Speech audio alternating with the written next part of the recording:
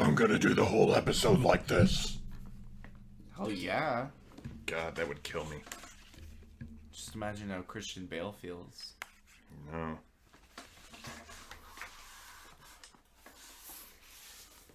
Do you think he regrets? Like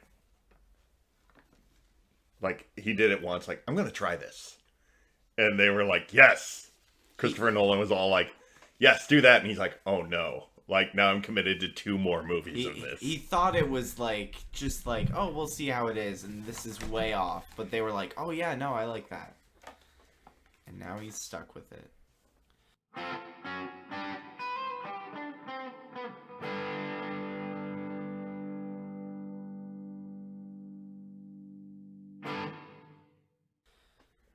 Hello and welcome to the Picture Show with Austin and Phil Rude. I am Austin Rude and I'm the son. And I'm Phil Rude and I'm the dad. Every week we watch a movie, then we get on mic to talk about it. That's true. This is a podcast. That would be and we do that. Kind of what we do. Yeah. It's a little bit of the point. Bring your chair a little closer. There you go. Sorry. So, before we get to what we watched for the podcast this week, there's something we both kind of watched just for fun, which is, you know, people don't normally do that, watch movies just for entertainment. I know, it's so weird. It's just to tear Why them would you do apart it? If and... It's like going out to dinner and not posting a picture of your food on Instagram. What's the point? Sustenance? If my followers don't know I ate it, I didn't eat it. Yeah, they think I don't eat. It's really weird. But yeah, we watched Dune. Yeah. You watched it twice. I did. I mean, it's impressive that you had that much time. And I still half understand it. I only half understand it. It's a dense movie. It's a big idea movie, I think. Yeah. It's a lot of work in pieces. Yeah. What'd you think? I mean, you did watch it twice. I assume you liked it. I did. I didn't connect with it fully until like halfway through the first time. So I felt like that was like a bad first watch. And I was like, well, I need to try this again. Yeah. Because I was just so excited about I was like, they kept pushing the marketing of this movie on me. And I was like, fine, I'll watch it. just stop talking about it. And so I did. But I felt like I rushed into it and I didn't know everything. And well, don't worry, because nothing about this movie is rushed. Like, it takes its sweet ass time. And I think that's a good thing. It is. For the movie, for the story they were telling. For an epic, you want that. Yeah. I really enjoyed it as well. I enjoyed that I didn't know what was going on and that they just slowly fed it to me over... And I'm still not sure what's going on. I am going to watch it again. You and I have plans to trip to the theater. That's right. And see this, I think, kind of as it was intended. Yeah, the first time I watched it on my laptop, and then I upgraded and watched it with you to the TV, and now I'm going to the big screen. I think this movie, the way the sound design is and just the scope of the shots, it looks like a movie that is built for a theater. And I am not, just to clarify, we are not being those Twitter guys who are like, if you watched it on HBO, you didn't really watch it. But if you watch it, watch what you're comfortable with. Exactly. We're gonna try and go to a sparsely populated showing. We're gonna try and pick one of those out. It'd make me a little more theater. This will be my first theater experience in almost 2 years. I think Baby Driver was the movie that really showed me like the importance of watching something like in a theater. Being not that that's a bad movie at home. No, no movie is bad at home. But I think some are. Yeah, I think there was a slew of 3D movies That was the only thing sure. that they had going for them, that they were in 3D. Jaws 3D. Jaws 3D. Yeah, going way back, yeah. But yeah, I really enjoyed Dune. I thought the character work was amazing. I thought the cast was so good. Mm-hmm. The tone, the visuals, Denis Villeneuve. I'm sorry, I know I'm probably... I can never pronounce that name. It's the Fibonacci code sequence. Yes. It is very much his style of things that I've seen, like Arrival and Blade Runner 2049. It is that slow pace and those just beautiful visuals. And I think this movie was really kind of an experience, and I'm really looking forward to going and trying to dissect it a little bit more with a rewatch. It's hard to describe what watching this movie feels like, but it's like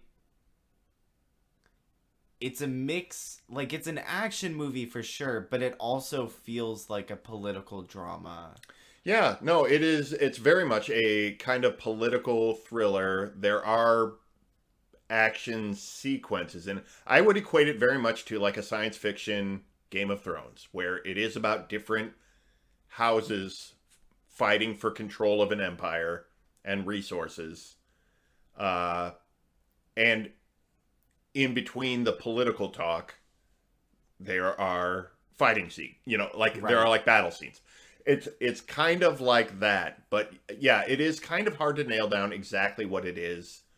I guess plot-wise, it's fairly simple, but just this movie is so much more than just the plot. And forgive me if I'm sounding fumbling with this, because I'm not a Dune guy. I've not read the book, and so like I know this is probably like old hat to the Dune heads out there. Just know that a fake fan is talking. I am becoming a Dune convert with this movie, but yeah, in trying to just say like what this movie, what the experience of this movie is.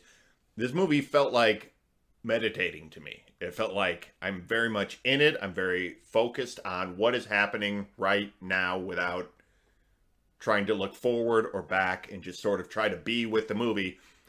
And the slow pace and the length of the movie made it feel like after a while I was kind of fading in and out. Like if I meditate too long, my mind kind of goes in and out of it. Yeah. It felt very, I equate it very much to the way I meditate. It very much felt, I came out of this movie a little hazy, a little here, and just like, I'm like, what just happened? Like it was a little, it's pretty intense actually. It's being in tune, but also zoned fading out. In and out. Yeah. It's actually, to bring up another movie, same filmmaker, it felt a lot like Blade Runner 2049. Different story, same tone and kind of visual experience that I had with that movie. Sure. And I saw that movie for the first time in the theater, and was very glad that I did. So that was part of what put me over the top of wanting, hitting you up and going, hey, do you want to go see this again? Right. and like, let's go see this big, I knew the moment I watched it the first time, I was like, damn it, I didn't go to the theater. I like that we were able to feel it out at home first, though. It's like, this didn't cost us anything extra to watch Dune at home. And it was one of those where I'm like, I'll watch it at home, and if it really is that demanding for a big screen for me, I'll find a way to go see it on a screen. So, yeah, I don't feel like I lost anything by not seeing it on the big screen the first time. But I do want to see it. I do want to see it in that setting. Right. Speaking of movies that are in theaters right now, one that is Jungle Cruise leaving soon. Oh, you did see that? I forgot. You're trying to make a joke about a who would watch Disney that movie? But I am, in fact, the target audience of that movie. I am going later tonight, actually, to see Last Night in Soho. Oh, yeah. Edgar Wright's new film with Matt Smith in it. Matt Smith and Anya Taylor-Joy. Yep. Yep. It looks really interesting. I have been hearing some really, really good things. Yeah. Time travel and trippy sequences, Yep. horror, and serial killers. Suspense, serial killer. Yeah, time travel and serial killer. Gonna shout out Malcolm McDowell again. He comes up every so often on this show. He did a movie called Time After Time. Okay. In late 70s, where he plays H.G. Wells, writer of The Time Machine, who actually has a time machine, and Jack the Ripper steals the time machine, and H.G. Wells chases him through time into, like, modern day. Oh my god. Great movie. Yeah. That sounds somehow in the same realm as, like... Very weird. Yeah. Abraham Lincoln, Vampire Slayer. It's like, not, like, this self-aware, it's history, but yeah. But it's, like weird. It's a suspense mystery through time. Right. Yeah, it's pretty wild. But yeah, Last Night in Soho. You're going tonight? Yeah. Cool. Excited for it. I would be too. Yeah, man. Wish I wasn't working. But tough. No, that looks really good, and it looks like something kind of different for Edgar Wright, which I'm very curious to see how he does this type of movie. He made a documentary that came out earlier this year. Edgar Wright is like doing some interesting other things. Yeah. So no comedy in this one, I don't think. So. It doesn't look like a real laugh riot like the Cornetto trilogy. But stab someone and there's like just a soundtrack of laughter. She's got a cricket bat just bashing Matt Smith in the head. Like you've got red on you. Yeah. Yes. Yeah, and big year for Anya Taylor-Joy. Love her. She's great. That's. I got nothing else to say because I haven't seen it yet. But you'll have to. Neither have I. You'll have to come back and tell us how it was. It should be on my Twitter. I'll let people know. Awesome. But that's not what we watched for the show this week. That's not. For the show this week, we returned to Gotham. We watched 2008's The Dark Knight. In this movie, it's been a few years since the League of Shadows has terrorized Gotham, and Batman is still doing the dirty work of cleaning up the streets. But with thugs afraid to step out at night, and the new district attorney, Harvey Dent, locking up what looks to be the remains of Falcone's crime syndicate, again from the last movie, Bruce Wayne is considering retirement. That all changes, though, when the Joker, a dangerous criminal anarchist, rises to the forefront and convinces the criminals of Gotham to take on Batman. This movie, once again, is directed by Christopher Nolan and stars Christian Bale, Heath Ledger, Gary Oldman, Aaron Eckhart, and a lot of other people. Yep. Maggie Gyllenhaal. Michael Caine is back. Morgan Freeman is back. Morgan Freeman. The usual cast. I tried to get who the newer kind of characters in this are. Eric Roberts plays Sal, the Italian crime boss. Right. Who's like taken over Falcone's thing. Yeah. Great cast. It is a great cast. And we talked last time about the recast for Rachel. Right. We have Maggie Gyllenhaal taking over for Katie Holmes. That's right. Mm-hmm. What did you think of that? Better or worse? Or the same? Hard to tell. Honestly, like upon reflection, this is the Rachel Dawes that I remember because this is the movie I've seen more. Mm-hmm. But I actually think I liked the first performance better. Like, there's something more, like, innocent to her character. Like... Yeah. Which I guess says something about this Rachel. Like, this Rachel, I feel like could fend for herself if she was in the right situation, like when she steps up to basically tell the Joker to fuck off during that party scene. Yeah, but the first, Katie Holmes kind of did too. Like, she was getting ready to shoot that guy that time. She had her taser out on the subway. That's true. She's not incapable. I just don't like. I think I decided on this watching that I just don't like Rachel as a character. You don't like her add-in to this I don't. universe? I don't. I don't think she. I don't know if it's Maggie Gyllenhaal or the way the character is written in this movie. She's whiny. She's a little naggy. She's sort of like the worst written version. It's sort of like the thing that people complain about female characters being written as. I feel like she's kind of all of those things. She is the weird motivator for the hero, and she's naggy and she's whiny and she complains a lot.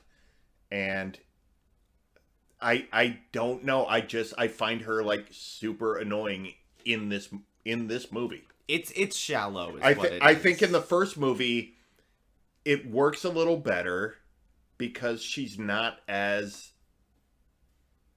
front and center. And she sort of like I think she's written a little better. She sort of calls him out on his selfish rich boy bullshit. And I don't know. Something about it feels a little more capable and she feels a little more interesting. And I just think Maggie Gyllenhaal's like, yeah, I'm the girl boss and I'm going to take on the mob with my new boyfriend, Harvey Dent. And like, but she doesn't really do anything. She just kind of like still is shaming Bruce. And she's literally a trophy. Like the whole thing of her screen time in this movie is, is she going to choose Harvey over Bruce? Yeah. Is she gonna wait for Bruce? Right. And she's like, then she just, I don't know. She's irritating to me. She's kind of, I think, maybe the worst part of this movie. Well, don't worry. She's not breaking out of that fridge anytime soon. We're all good there. No, she's not. She is on ice. Yeah, new Rachel, but worse Rachel, I think. Worse Rachel. And I don't know if I want to hang that on Maggie Gyllenhaal or if that character was just written worse in this. I don't think Maggie Gyllenhaal does much with the character. So I don't think she like elevates what was written. I don't think she does a great job with it. I just don't think it worked for me. Right. I think the one, I think the really genuine moment, and part of this is a 2.5 hour movie. There's a lot of movie in this movie. There's a lot of movie. And, there's not a lot of time just given to like make characters, but, I think it's at Bruce's party where he gives a speech. It's his fundraiser for Harvey, and he's on the balcony, and Rachel goes out there and is like, Harvey doesn't know you enough. Yeah, she's such a bitch to him. I love that. Cause Do you really? That's exactly how, like, childhood friends, like, talk. Like, you can go up to them at any point, and it's like you've never spent time apart. You can just be like, hey, you're being an asshole right now. But he wasn't being an asshole. But that's... He went in there and, like... Because it was out of character for him. This was a good moment for Bruce, and she genuinely did not see it until he was like, no, I'm being serious. And then she believed him. Like she didn't keep going on about it. She was like, oh, okay. Yeah, but the whole thing, I thought she was being a bitch because I don't think he did I don't think he was being an asshole. He got off the helicopter and he strolled in like an asshole with 3 women on his arm. But then he like, I like how he comes in and just immediately goes into a speech. Oh, it's... I've never noticed so many things about this movie, and that was one of them. He walks in, he's like, oh, hey, everyone, it's Harvey Dent, and I saw those TV commercials. And well, I still have your attention. I'm gonna... It's just sort of like so awkward. But, yeah, no, I thought if they're going to focus on this aspect of that. They wanted to make him seem like an asshole. Instead of him being like, we're going to elevate Harvey because we truly believe in him, it could have been more focused on the idea of, I want to elevate Harvey so that I can quit being Batman and go be with Rachel. Which it is mentioned, but I don't ever feel like that is his like real motivation. That could have been so much more interesting to focus on and have Rachel be actually a part of that story. Right, like knowing that that's what he's doing. Knowing that that being was like, just his end game and that's the only reason that he really... But then it's like, oh, he really does believe in this guy. Which almost detracts from it, but you almost... I don't know. It's a weird thing. I'm not trying to rewrite the movie. I'm just saying, like, these parts with Rachel and him and Harvey is this weird triangle. It just kind of didn't work for me. It's really just there to set up the tragedy of Two-Face. Which they could have had without the girl. Yeah. Like, it doesn't have to be that. They already have the triangle of... The more interesting three-way in this movie is him, Gordon, and Dent. Like, that's the more interesting triad, where nobody truly trusts each other. But they all are working together and starting to accomplish things. It's the more interesting triad. You know what I mean? Yeah. Than having them sit in the restaurant and Bruce, like, call out Harvey's manhood because he likes ballet. Yeah, which seriously, which, what it's like, the dude, fuck? you're there with a ballerina. Yeah, but he's there to have sex with the ballerina. He's not watching your silly little shows. It's so dumb. But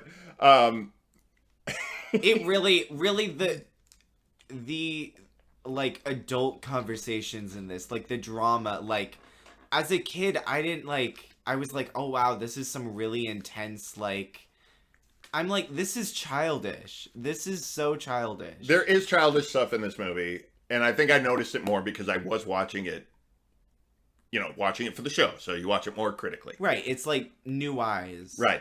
So I don't want to harp on what I didn't like, which is mostly Rachel. And I thought you were going to say most of it. I mean, that's the other side of the coin. Ooh. I love this movie still. You had in the show doc, reassessing an old movie. I think this may still be my favorite comic book movie. I think it is epic, and it is a big story. It is a lot of movie, and that is dealing with a lot of actually really interesting themes and really interesting social issues. And I think this movie is endlessly interesting still. It is. 2008. This movie is old now. I mean, seriously, like this movie is. It's weird to think how old this movie is. 13 years old. It doesn't seem like it came out that long ago, but I think it's held up really, really well over 13 years. It has. First off, Batman Begins gave it such like a platform to build off of. Oh, it had a great jumping off point. Right. With Batman Begins. I feel like what makes this movie so great is you talked about the morals. Is that the word you used? Themes. The themes. I always forget that there's word. There's morality stuff in here as well. Right. Yeah. But the themes of this movie, like, I feel like the last... Again, Batman Begins, that was the setup. They were really just like, why do you need a vigilante? Let's justify that. Right. This movie is like the counter argument. It's basically like, okay, what are the reasons that having a vigilante is bad, but ultimately you still need one? And so we get basically the natural result of Batman beating the crap out of all these criminals is that they get scared and back behind someone more powerful. So upping the ante only serves to give evil people a reason to up the ante as well. Kind of like combat, like they're gonna rise to meet you. Right. So they touch on it at the very end, at like the epilogue of Batman Begins, where he meets Gordon on the rooftop, and he's like, "What about escalation? We start wearing body armor. They start carrying armor-piercing rounds. We have you. Now there's this guy," and that's where the idea of the Joker is introduced. Right, they literally like they lead explain it into yeah. the Joker, and that it is escalation. That's why you talk about like Batman Begins being a jumping off point. Literally, I mean, this is a couple years later. I don't know if this is supposed to take place right after, but it seems like he's been being Batman for a couple of years. I do believe that they in like they the real that time of this movie. Years. Yeah. But the idea that the escalation is already happening and that this is the culmination of that. Like at the beginning of this movie, they do sort of talk about the Joker has been a thing for a while. Like right. Batman is sort of like starting to investigate him. And, he's showing himself in all these crimes and things like that. And then and all the Joker kind of thugs, they are asking questions about him because he's like the trending topic. He's like an urban legend almost. Yeah. Yeah. I love that at the beginning. Let's talk about the very opening of this movie, the bank heist. The setup. Yeah. I think it's one of the great openings to a movie ever. I think it's really just a great, really exciting. I mean, it just starts with them punching a window out so they can, zip line across the street. It's amazing. Right. They're doing James Bond shit right off the bat. The first shot, and they're like, all right, let's lead you into this down the line. I love an action movie that throws you in the middle of the action and then lets you sort out what's going on. Me too. And the whole reason I put in the notes reevaluating an old movie, and the reason I put that was the first thing that struck me about this movie that I noticed, I'm watching it more closely, is the Joker reveal, where all of the bank robbers are killing each other. Right. And you assume that the Joker at the very end is going to get all the money, kill the last guy, and like, moo ha ha, like dance over his pile of money. And instead he's there with them the whole time. The real Joker. Right. That reveal, like, I had seen it so many times. I forgot that was a reveal. Like, I think the last time I saw this movie, I just assumed you're supposed to already know that he's there. Yeah.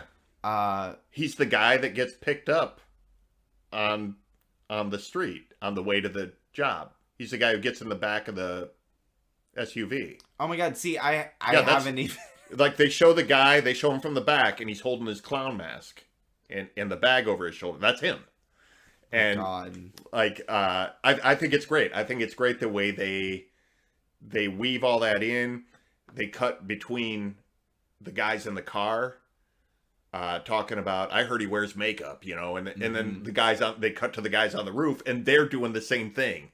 Why do they call him the Joker? And then, like, I love that they're just planting the seeds that he is a guy, and he's a mysterious guy of mysterious origins, and that runs the whole movie. You never know where he comes from. Right. This is a Joker without an origin story. Yeah. We don't know about the vat of acid. We don't know if this Joker even knows what acid is. I think this Joker knows what acid is. Probably. I never realized want to know how I got these scars. Like, yeah. That is in itself like a reference to the fact that he doesn't have an origin story. Because every time he tells that story, it's a different story. Right. He's making it up. He either doesn't know his origin, or really, I think what the movie's trying to say is that it doesn't matter. It doesn't matter. Yeah. It doesn't matter about the man. This is just a man who wants to incite chaos. In the same way that Batman Begins talked about Batman being more than a man, I feel like that's what the Joker is. The Joker is like chaos embodied in this person. It doesn't matter where he comes from or anything. This is just what he stands for, is chaos. Right. I also think it might kind of be a sort of nod to the comics, because the Joker has been around so long that his origin has been told so many different ways. You know, sometime, you know, for a long time, he didn't have another name. And then they showed like, oh no, he's this guy. And like in The Killing Joke, he's this guy. He's the Red Hood at one point. Like, it is all, you know, it's messy. Right. You sometimes he has an abusive father. Sometimes he has a girlfriend. Right. Sometimes it's all of these things, and at the end of the day, it doesn't matter. I love that they make this guy, and I think people are split on this portrayal of the Joker. Everybody likes Heath Ledger's performance is great. It's amazing. He won an Oscar, even though he was dead already. Like, it was just like this huge thing. But there are people who like, they don't like these movies. They're a little too dark. They're not fun. They're not comic book. You know, they want it to be more like the animated series, which like, I do get that. Yeah, I get it too. Like, it's to each his own. Everybody has their own flavor that they prefer. But I love and that we they just happen to be the only people who are right about what flavor is exactly, the best. Exactly right. I love that they make this guy just an unreliable narrator in his own life. That's how chaotic he is. And that he is not about money. He's not about anything but chaos. And he is a pure anarchist. It's kind of like the reverse of the message of Into the Spider-Verse. Anyone can be Spider-Man. It's anyone can be this evil monster that just incites chaos. Anyone kind of could be, yeah. And which is, I think, more the point of like the new Joker movie. Unlock your inner chaos, people. But, no, I love this portrayal of the Joker, and I love that aspect of him, that he's sort of larger than life, to the point that nobody can figure out where he comes from or who he really is. Even when they arrest him, and Gordon's like, no, his fingerprints don't match, his dental work doesn't match, he's no labels on his clothes, he has no ID. Like, who is this? It just, which I love this mystery of who is this guy. It's not in the foreground for this entire movie, but it's always in the background, and they never answer it. Right. Which I love it.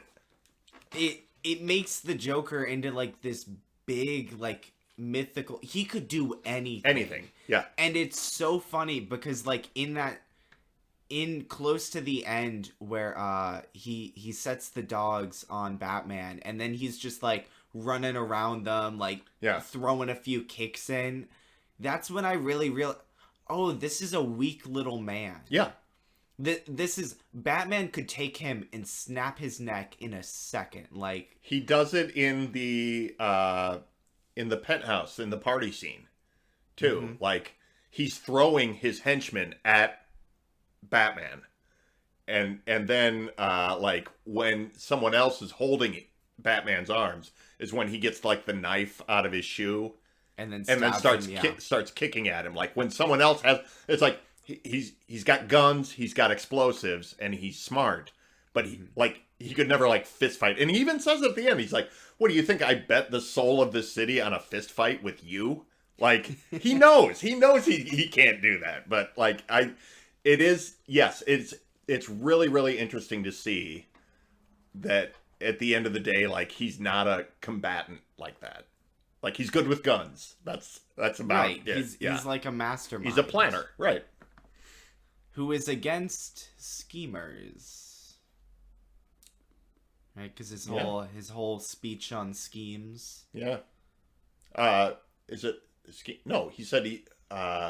Batman, Gordon, they're all schemers. The whole thing, but that's the anarchy. That's people have this perception of what life and society is, and he's there to be like, no, you can do anything you want. You can be as weird and right, ugly and right, monstrous as stop you can doing be. what you think you're supposed to do, which is like, I think one of the appeals of this character is he kind of gets you on his side because he makes like these grand speeches about like, uh you know, we hear it all the time in other things today. These are just constructs. These are social constructs. They don't mean anything, you know, about this, that, whatever. We talk about society having constructs. And that's basically what he's saying. He's like, nobody cares if a bunch of gangbangers get shot, but if a bunch of soldiers that you don't know get blown up, everybody freaks out. You know, like, Yeah. like we care about these combatants, but not these combatants. And we, you know, like it's a really, like, he's making these points that I think are people kind of understand, like, oh, why don't we value human life the same way? Why don't we? And the whole point when he's talking to Batman, to your point about like making arguments for and against vigilantes, you know, and he's saying like they've been more than happy to have you around until now. Right. Now, when they're inconvenienced by it, they don't like you anymore. And they won't like you when they don't need you anymore. Look at how quickly they turn. Like they've already turned on you. And like he's making this real solid point that he designed. Yeah. You know, but like it is true. Like we see this kind of thing in real life all the time. And that's how easy it works as a manipulation, because you take the faults of the system and you kind of like, it's like a slippery slope fallacy. It's like, oh, well, isn't this and this and this weird? Well, then everything society has ever told you is a lie, and you should go around murdering people. Right. Yes. And it's like, maybe let's, you know, ease up on some societal rules that don't have any value, but like, let's still keep our moral principles. Right. But that's the thing that he's tapping into, is just these broad ideas about things like that. And I think it hits home in a way that you can kind of go, oh, I can see. It's like like cult leaders who are able to tap into what people need to hear. And you go, yeah, that guy's, you know, wackadoo, but I get how that can be appealing to somebody, you know what I mean? Which is really interesting to see the way it's laid, the way this character is written, and the way that Ledger plays him as this sort of charismatic, I mean, clearly insane face paint, but but like he's also got this real clear line of thought that goes through his head. It's somehow like he really embodies the clown part. Not in like a campy, silly way, but just like... He's not Cesar Romero from the old TV show, where, no. You know, like, but he's got that not taking himself seriously. Right. Kind of just being there, like, this is the message. It is it's like there's a Alan Watts talk, and it's all about like these Buddhist ideas that nothing matters. Like the whole idea of like, stop taking everything so seriously. Nothing matters. And this is that philosophy, but like extreme, in the way that like Fight Club is like extreme Buddhism, you know, like extremist Buddhism. Yes. You know, like taking these ideas and taking them to a violent degree. That's what this is doing too, is taking these ideas of like, don't take everything so seriously, and taking that idea so seriously that you're actually blowing up half the city, you're burning giant piles of money, and you're just murdering people left and right. Hell yeah. And you kind of root for the Joker through this. I mean, it's bizarre. Oh wait, was that just me? Yeah, hello psych ward. We're gonna need you to pick up. Speaking of that, there is a scene where I realized, oh, I'm not supposed to be rooting for the Joker in this scene, and that's where he's trying to kill Harvey Dent, where they're chasing through the lower levels of the road. What is that Oh, called? yeah. Where they're the car chase. Yeah. Yeah. And he's got the bazooka and he's aiming. Like, there's no music in that scene. It's just tension, and you see a goal. And so I was just like, yeah, hit him. And then Batman stops it, and I'm like, oh. It's a great scene. It is a good scene. That might be the man. There's so many great big set pieces in this movie, but I think that middle, it again seems like the end of the movie, but that middle car chase, that really is like the halfway point of the movie. Yeah. I think that really is like the best set piece. It's such a great chase. It's shot so well, and it covers so much ground and so much violence. I think it really, everything about that just comes together and holds the tension through the whole thing. Right. You said that felt like what? Like the end of the movie? It felt like it should have been the big action scene that ends the movie. Right. That resolves everything. Well, there are like 10 of those. Yes. Because here's what I think it is.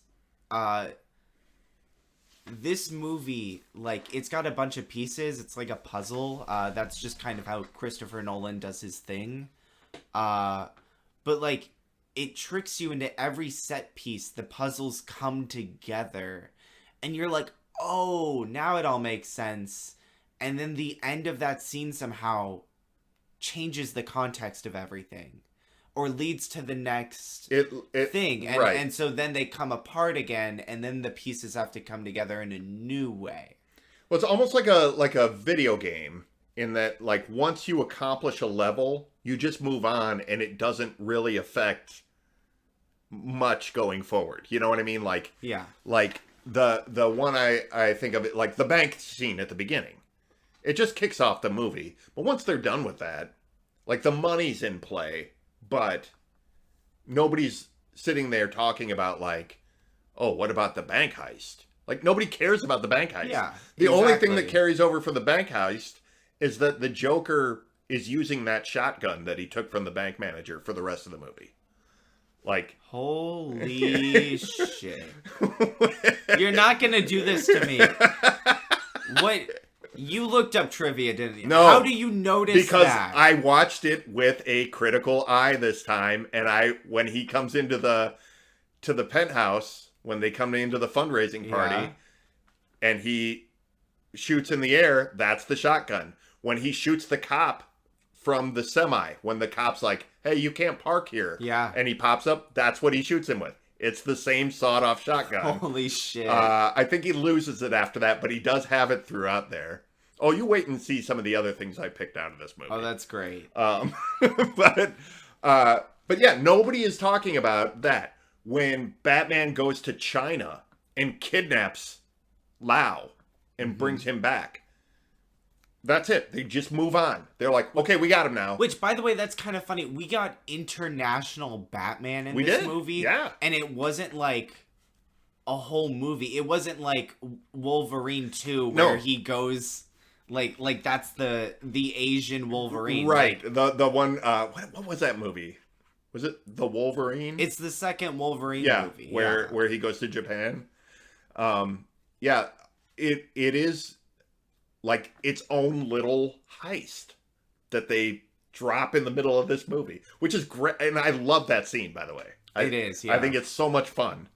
But it is such a weird thing that they put all this energy into him going to China and Morgan Freeman, talking the deal through, and then setting up the sonar in the building, and then the big scene where he flies through the air, kidnaps him, gets hauled out on some weird James Bond CIA trip, and then, yeah, that's it. We're not bringing up China or anything ever again. Wow, we're Lau good. comes back at the very end of the prison thing, but that's it. It's never really brought up again. And it's just sort of like they have these big set pieces that they do advance the story, but then we just move on from them. And it does feel like a video game, like you're just hitting levels all the way through. Right. It's so weird because watching this with a critical eye, I like pieced together the plot, which it's kind of a simple plot. Yeah. But for some reason, the plot of this movie doesn't matter. Like, I don't care, like, what it's about. It's just an adrenaline ride. I'm just here for the 2.5 hours of dopamine that I'm gonna get from the rising from oh, okay, quick shots, the okay, up and down of it all. music, yeah, like it's just perfectly put together. It is. Everything, like you said, the puzzle pieces of the individual set pieces, and then those link together well. I'd say the only big action scenes that fall flat are the third act ones. The building, the hostages in the building, and the boats. That stuff it falls pretty flat for me. Really? Yeah, the boat stuff, it's fine. I get why it's there. Mm-hmm. It's important to the plot, but it feels like, do you remember when those dudes on the bridge in Sam Raimi Spider-Man start throwing shit at the Green Goblin? They're like, don't mess with Spider-Man! Yeah. Like, that's what it feels like to me. It's like these guys, like, everybody's like overacting and being like, well, they had their chance, let's blow them to hell. And it's just like, seriously? Like, this is what, like... There's no nuance. No, it's really like getting clubbed over the head with it. But I get why it's there. And it is, like, super important to the end game of this movie. Yeah. But, like, it just comes off a little bit cheesy. And that, the other one with the fake doctors and the fake hostages, you know what I mean? Yeah. Like, yeah, that one just, it almost feels like, oh, we got to resolve this hospital shit. Just, throw this together. And it's done with the weird sonar vision, which is disorienting, and it's just a little much. That is kind of the point of the movie every time where I, like, check out a little bit. Yeah. Like, I'm like, yeah. okay. Third act problems. Sure. One thing, I swear to God, I've never realized this. The Joker is caught with, like, no ceremony to it. And then, like, we never see him again. Ever. And knowing that Heath Ledger dies, like, okay. But, like, I feel like the story didn't end. Does that make sense? Because the way the movie does it is we're in that third act, okay? Batman pushes Joker off, and then instead of letting him die, he catches him. Brilliant. And the Joker has the last laugh by telling him that he's not going to kill him and he's just going to escape again, and they'll be doing this forever because he's having too much fun to kill him and Batman's dumb for not killing him. I think you missed it. I think you missed what he really wanted was for Batman to kill him. I know. So he didn't win? What do you mean? He didn't win because Batman didn't kill him. Right, but, like, they took Joker off the board, and it's in this way that's meant to imply that he's not off the board, really. Like, that's his thing, is, like, he basically says he's gonna return. Like, he implies... Oh, yeah, no. I really thought... I had the realization that they were probably planning for him to be the villain of the third movie, too. I think and then he died. To look ahead at the third movie, and I'm sure we'll get into this, when everybody escapes from Arkham and Cillian Murphy, the Scarecrow, is like judging people. I feel like that was supposed to be the Joker. Oh, really? I kind of feel, I don't know if this was written yet or not.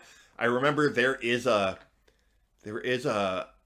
animated series episode where all the prisoners of Arkham are like holding court, and the Joker is the judge. He's got a big powdered wig on and shit.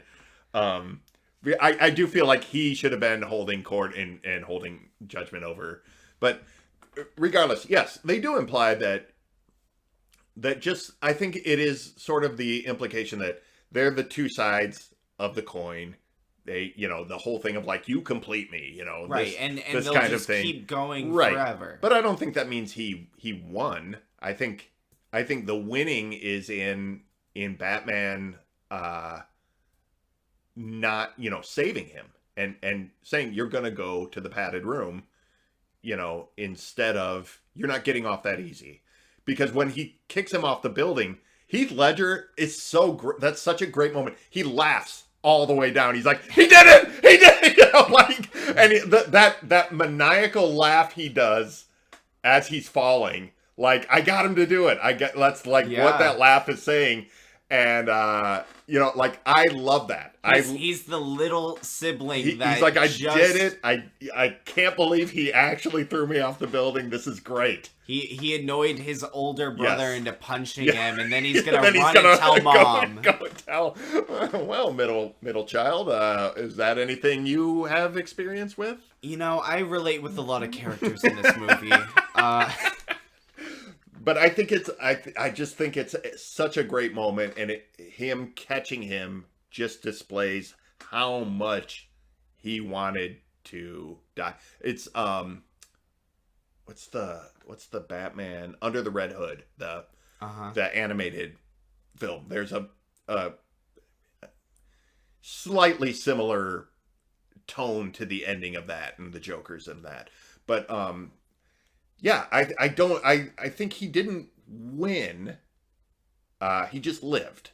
And it's almost like saying like Batman won this round. But yeah, it is implied that this is his greatest nemesis, and they're going to do this over and over again. It just felt like, I don't know, like this movie was so good, and I just, even though I've seen it a billion times and I'll see it a billion times more, I was sad and reminded that this is the only that I'm gonna get. I'm not gonna get any more Heath Ledger Joker versus Christian Bale Batman. There's I think Heath Ledger like really surprised a lot of people in doing this. I knew he was like an unpopular pick, and then became the best. As when I did 1989 Batman on Hit Me One More Time, David played a game where he would read shit-talking quotes about a Batman casting, and we had to guess which Batman or Joker or whatever they were talking about. Because, like, this has just gone on forever. Even like pre-Twitter, pre-internet stuff. I hated him in Twilight. Christian Bale was in Twilight? What? But I sent you a video this week where someone was asking Christian Bale about what he thought about Robert Pattinson taking it. Right. And I think Christian Bale was like so great about being like, he goes, he's a super interesting actor, and I think he's going to do some amazing things with it, and I hope he just takes it and makes it his own. And he even acknowledges, he goes, everyone hated when Heath was cast too, and look what he did with that. So like Christian Bale had like a huge respect for Heath Ledger with what he did with this movie. So I think, I can tell. I think it really, after this came out, everybody was bummed that he had died by the time this movie came out. But when it came out and everybody saw how good he was, and everybody was like, oh shit, man, we could have got him for another movie, and we're not going to anymore. It's so sad. I mean, the whole thing is sad. Accidental overdose is horrible. Drug addiction is, just awful. But like, yeah, it robs us of like great art too. And it just is, not to sound like selfish about it, but I don't know him. Drug addiction in general is terrible, but like, it's not like a personal loss of a friend, but it is a loss of an artist that you're watching. No, that's truly justified to be like, as a consumer. As a Here's, consumer, here's what someone we who missed out on. appreciated the work that he was doing here. Yeah. I just one thing I wanted to hit on in talking about like ambiguous pasts. We get a little glimpse of Alfred's past in this movie, which I really like too. Oh yeah, where he talks about the jewel thief. He had some shady. I'm gonna say shady job working for the Burmese government. Is that what that's to imply? It seems like he was working with the government on something, and they were tracking. He was some sort of mercenary or something. Alfred was some kind of badass commando or something in his youth. I don't know. What I took from that, what I've always taken from that, I guess, was that he was like a soldier. I assumed he was like British. Yeah. And like a British soldier in, I've always pictured India. Like, it's like I just think like that's colonization kind of thing. Yeah. Yeah. It could have all been connected to something. Yeah. He could have gone to India and, ended up, freelancing or something. I like that it's ambiguous, but it does imply that he was some sort of badass that was, when he just says, I was working for this government and we were tracking a jewel thief and we ended up burning down the entire forest to kill this guy. Whoa. And it is just sort of like, damn, man, like you committed some war crimes over it. But I love that. I love this little glimpse of this proper English gentleman. And it's like finding out like your parents were real people. Right. Like this guy you've known as this sort of quiet, very proper man, like he got blood on his hands at some point in his life. That's kind of the thing with Alfred, is to make you forget that he's a badass, and then they just spring it on you with like a funny one-liner. Yeah, I like that. I like that aspect of that. I don't want an Alfred origins movie. I don't want like some long story that, details all of his life. I like a little glimpse like that. I just think that's so well done. An Alfred movie, you say? It's probably happening. Hi, Hollywood Studios. Let's write it. Let's do it. I think one more thing I want to touch on before we go. I'm sorry to say Commissioner Gordon is dead. What? Oh, sorry. No, he's not. Your Psych. Emotions were toyed with for no reason. This was a fake out, and fake outs are weird. I feel like, they could have had him. Fake outs are weird. I don't hate it, but it seemed unnecessary. I will say I prefer this one to, I'll compare it to Nick Fury dying in Captain America, Winter Soldier. Winter Soldier, yeah. Yeah, because in that, he again has to pretend that he's dead after an assassination attempt to keep everyone safe. It's the same exact premise for why this fake out is a fake out. But what they do, they explicitly show him dying on the operation table, and everyone mourns and all that. They just kind of keep going, and his death actually becomes like a motivator. But for the most part, like, it's talked about with a few of the characters, like, Gordon died for this, or Gordon's gone. But like, it's never really go to his wife's house and tell his wife that he died. His family, like, scar his children. I know. I was like, I would never do that. That's like ridiculous. It's like, you didn't even tell your wife you were gonna fake your death. Like, are you out of your mind? No, just wanted to traumatize everybody. Why is he divorced in the next movie? He is. On that same note, here's something else I noticed. Okay. Coming back around to things I noticed this time. James and Barbara Gordon named their children James and Barbara Gordon. Uncreative. Very. Isn't that weird? Yeah, I didn't know that. I rolled it back 3 times when they go to... Where does it say that? When they go to her house, Mm-hmm. or go to Gordon's house after he dies, I'm air quoting, she opens the door and is like, oh no, and the cop goes, I'm sorry, Barbara, or something like that. And I rolled it back 3 times and turned on subtitles to make sure they said Barbara, because I don't think they ever say the daughter's name, but Jim Gordon's daughter is Barbara Gordon, like, canonically. That's Batgirl. That's Batgirl, yeah. Oracle later on. Like, and she does tell Gordon's son, go inside, Jimmy. So it's like, the wife's name is Barbara. And, you've got James Jr. and Barbara Jr. What is going on in the Gordon household? It's so strange. It's really weird. What if the older Barbara became Batgirl instead? My God, how weird. It really, like... That is weird. I don't think I ever caught that before, but that's so strange. Talk about lazy. Super lazy.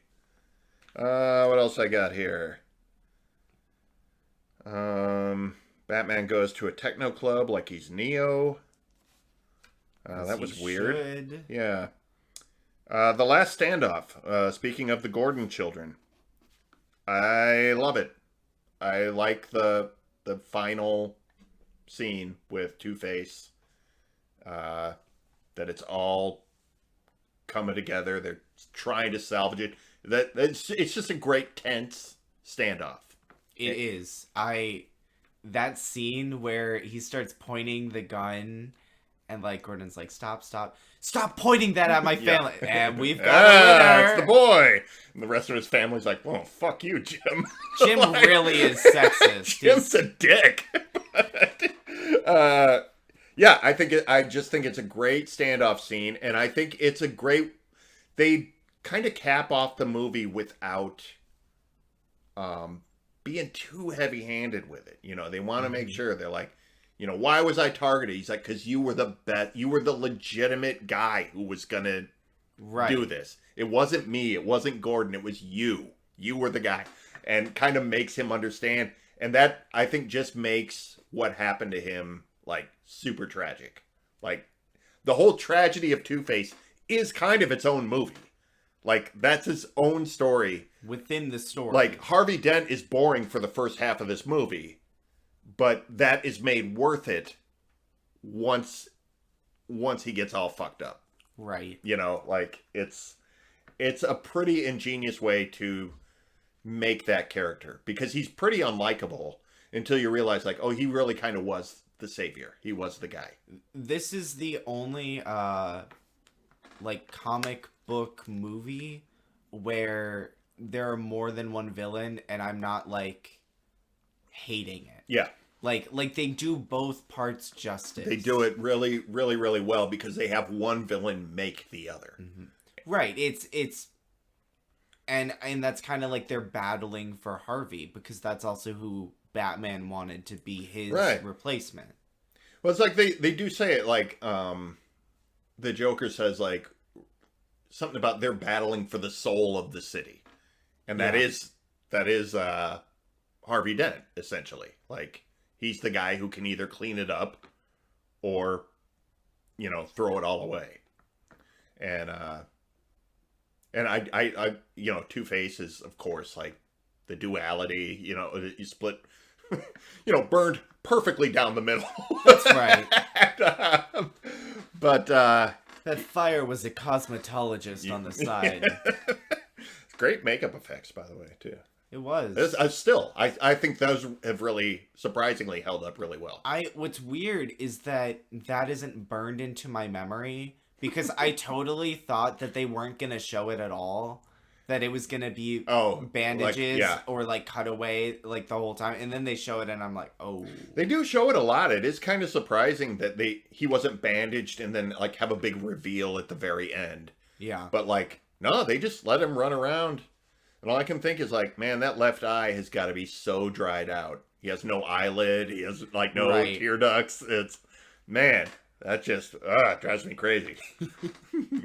Takes a drink and it like runs out of the hole in his cheek. I'm like, this is really, it's really solid makeup. There's a character in Doctor who bear with me. I'm already, my eyes are already glassing over. She has plastic surgery to become the thinnest. She's like a trampoline.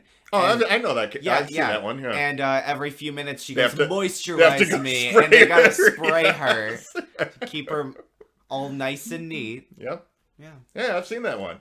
You made. I get that reference. We just need to hire them for Two-Face. There you go. No, this was better than that. Rude. Sorry. And with that horrible note, after you've trashed my favorite show, we are ending this episode and the podcast entirely. Oh, wow. Total anarchy. Way to method act this one. That's right. No, but we are moving on to shout-outs. Well, I guess we should first say what we think of this movie overall. Okay. Let's not jump the gun too much. I already said it. I love this movie. I think this is one of the great comic book adaptations ever. And as much as people say Marvel's doing it right, DC is struggling to catch up, I think Marvel will never make a movie this good. And I'm not like a Marvel versus DC guy. You know, I'm not like trying to stoke that fight. I just think like Marvel makes a lot of really fun movies. I think this is a really fun movie that is also a great suspense movie. And I think its themes are solid. And I think it's just generally better written than what the Marvel formula typically does, which is very quippy. Well, I think the whole thing is that we're making cinematic universes now. It's apples and oranges. You're right. Well, not even like this doesn't fit into a universe. There's a reason this isn't part of the Zack Snyder universe. Right. And there's a reason Marvel wouldn't make a movie like this, because it would stand out like a sore thumb.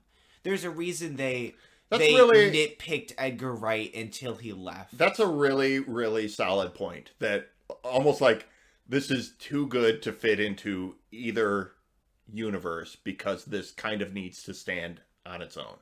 Right. Like, and that's not to say that the things that are in comic books or comic book movies cannot be at this level. No, absolutely here they not. are. I think that's a much better summary than me just trying to compare the two, because that probably was not a fair comparison either. I'm just saying, like, people who say that DC movies suck need to come revisit. I understand they're talking a lot of people default to DC EU. Shared universe or whatever they call it, the Snyderverse. But yeah, these are DC movies. This is the start of DC's big budget movie career. This and like Superman Returns. I guess that probably came out around the same time too. Is that Superman Returns? Was that before Man of Steel? Yeah. I don't remember that. It was their first attempt to try to reboot Superman in movies, and nobody liked it. Oh. It's not very good. But every time I hear a reboot failed, I'm like, oh my, you guys really got your hopes up. And yeah, I wish it had taken off, because then we got Zack Snyder. Now thinking about it, how hilarious would a crossover between this Batman and Shazam? I still haven't seen Shazam, but yeah, I get what you're saying. They're it would be awful. So different. I can't wait. It is. I'm still stuck. Superman Returns. Yeah, I think that's it. That sounds right. The pedophile who made the X-Men movies made that movie. Oh, nice. Bryan Singer? Yeah. Is that his name? That is his name. Yeah. So we either get Bryan Singer, the pedophile, who makes good movies, or we get Zack Snyder, who apparently is, not a sexual predator, but makes terrible movies. It's a terrible Sophie's choice for Superman reboots. Those are the only two directors we can choose from. Just saying, like one or the other. Superman, yeah. No, but yeah, I to bring it back and summarize, I love this movie. Still, drawbacks and everything. I think as a whole, yes, 2.5 hours. This is a lot of movie, but I am never not entertained by it. It's a movie that it takes up an afternoon. Yes. Like, you cannot watch any other movie. I gave myself a big chunk of the day to watch this. Yeah. And it really, like, we talked about, like, the separate, like, set pieces and, like, how things aren't brought up. It feels almost like a TV show in that sense. Like, I think you could break this up and watch it in sections. It could be. Yeah. This could be a mini-series. Yeah. Yeah, it could be. It's interesting. But the momentum, I think, kind of demands that it be watched innocent. There is a momentum to this movie. It would have to be a very different structure, it and I keeps think that rolling. would mess with the story. But basically, 10 out of 10 movie. All right, 10 out of 10. High rating. Before we move on to shout-outs, I do want to... we did talk about comic adaptations last week. Yeah. And I got a message from Keith Gala of the Pop-Up Filmcast. What does Keith have to say? Keith told me to tell you, and I'll tell everybody, to check out Scott Snyder, not Zack Snyder, Scott Snyder's Batman run, Batman White Knight. Snyder wrote The Court of Owls, all that newer... New 52 stuff that we were talking about that we like. I do love The Court of Owls. I don't know White Knight, but I like what Snyder did with Court of Owls, and I am probably going to check it out. White Knight. Interesting. But I wanted to throw out there to our audience, if you could adapt a arc or a graphic novel of Batman, what would it be? What's your favorite? Is it Hush? Is it Long Halloween? Is it and what style would you do it in? You can fantasy cast a director. You can I'll throw mine out there. I would like to see Court of Owls done in the Bruce Timm animation style, the style of Batman the Animated Series and Batman Beyond, somewhere in that. I'd like to see the Bat family doing the Court of Owls arc there. You can answer next week, or you can if you have one ready to go today. I don't have an arc to point to, but I'll just make up my own here because I think my dream Batman movie would be like the main focus would be Batgirl versus Poison Ivy. Interesting. Those are just my favorite Batman universe characters. All right. But I feel like Barbara Gordon, I believe, is it the Court of Owls where she's like,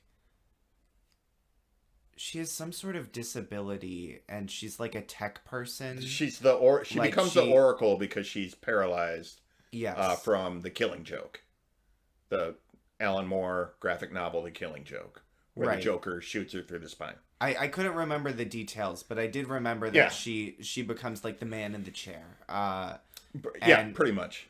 And so I just think her playing Robin to Batman and directing him against Poison Ivy. I mean, it could be in Christopher Nolan's like super realistic. She's like some sort of eco-terrorist who's trying to raise awareness by covering Gotham in poison. It could be all kinds of stuff. But that's my pick. All right. If any of you have a favorite arc or a direction you'd like to see Batman go cinematically, just wish list it. Just let us know. Give us a message at Phil Rude on Twitter or at Austin N. Rude on Twitter. That's correct. You heard it here first, folks. Tweet at us, and we will make it happen. That's right. We do not have the power to do We so. do not Please have money. do not. We are poor. Please. All right. Shout outs. Shout outs. Let's do it. What do you have? I have an artist I want to shout out. This is Erin O'Kelly. Her art page is Hag Attack. And Erin paints surreal horror children. Interesting. Her stuff reminds me of, like, if you ever go in, like, if you went in, like, my grandparents, I guess it'd be your generation's great grandparents, that era of old person house, and they would have like little pictures, like paintings of children doing, whatever, just posing, standing, playing, whatever, just these weird like the paintings. Family portrait. No, not even. It's a little more stylized in it, like the Big Eyes. You ever see that style of children? Erin does these with like body horror, like teeth coming out of eyeballs, a little girl holding all her guts in her hands. These horrific images that are also cute and surreal and really trippy. I just ordered a painting from her this morning. I just bought a piece from her, but she's great. And it sounds very punk. It is super. I think there's a super punk rock attitude with her. I'm gonna give her Instagram page, and that will be linked in the show notes. It is Hag_Attack, and you can check out her work there. That she's doing new stuff all the time. She's doing some smaller pieces right now that are going for a little bit cheaper on her site, and from her Instagram page you can get links to her stores and see where you can buy things and help support her. She's an independent artist. People are talking a lot about the supply chain, a lot of shit sitting in boats, a lot of truck driver shortage is having trouble getting merchandise. Christmas is coming, holidays are coming. If you need to buy gifts, find local artists, find internet artists. This stuff is available, and you're supporting small businesses. And Erin is a great one, and I just want to shout her out as somebody who's really worth supporting, and her art is really trippy, really weird, and really great. And probably someone in your life would really appreciate a piece from her. So that's a great message. Give that a look. Give her a follow on Instagram, and check out what she's got going on over there. All right, awesome. What do you got, Ross? I am gonna promote a TikTok account. The URL is Tiny Jewish Girl. Okay. And okay, how do I explain this? So I don't actually know her name. But this woman, she dresses herself eccentrically. Okay. And it's impossible. Like, the things that she wears are like crazy patterns, and she just walks you through. All right, so I started with this, and I'm gonna pair it with this, and then I'm gonna bring these shoes in. But like her outfits, like, Magic School Bus, Miss Frizzle. Sort of, yeah. Right. She looks like a normal person compared to okay. this. To the point where, like, the comments of her videos are, like, filled with, like, is this satire? Like, what is going on I love here? when people can't tell. It's great. But, like, there are some people, like, oh my god, I love your fashion. It is interesting. It is fun to look at. It's inspiring. And I think even if you don't like her style, it challenges you to think outside the box of clothing as an art form, and you get to choose how you want to express yourself. I think our stuff is a little bit connected because sometimes creative things that aren't traditionally aesthetically what we're used to can make you feel uncomfortable, can make you feel like, oh, this doesn't look right. But that if you kind of sit with it for a little bit, you kind of see it for what it is. It breaks away from what we expect, and you can kind of appreciate it in its own way. And I think a lot of Aaron's work that I was talking about is the same way. It's not normal, and it's going to make you a little uncomfortable. But if you sit with it for a minute, you really can grow a big appreciation for it. And I'm a big fan of art and creativity, like in clothing, like you're saying, Right. as an art form. Because we forget. As costuming, yeah. All right, I got to put a polo on for work or whatever. Like, you just wear what you wear. But Well, like, yeah, I mean, I specifically buy gray t-shirts and basketball shorts so I don't ever have to think about what I'm putting on. But I understand normal people actually put a lot of thought into that. But yeah, I like expanding that boundary. Yeah, that's really cool. I'm going to check that out. Please do. Tiny Jewish girl. All right. Well, we're going to thank you for listening to this episode of The Picture Show with Austin and Phil Rude. If you enjoy our show, please leave a review on your podcatcher of choice. It helps our visibility. It helps us grow the show. That's right. Another way to help us grow is to tell a friend. If you're going to do this, make sure that you don't tell them to rob a bank with you. Because that's not what we're about. We're just a podcast. Don't kill your movies. friends. Don't kill your friends after a bank job. No. It's just not cool.